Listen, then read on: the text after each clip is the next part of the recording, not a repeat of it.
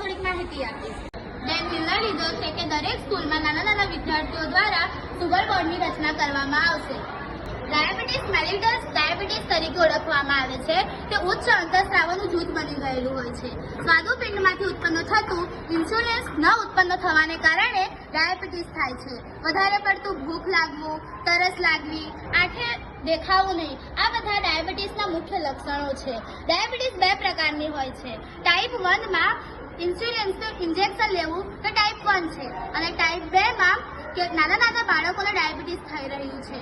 એનું કારણ fast food, soft drink, એમાં પ્રિઝર્વેટિવ નાખીને ખોરાક બનાવેલો નાના બાળકો ખાય છે અને તેમને ડાયાબિટીસ જોવા મળે છે.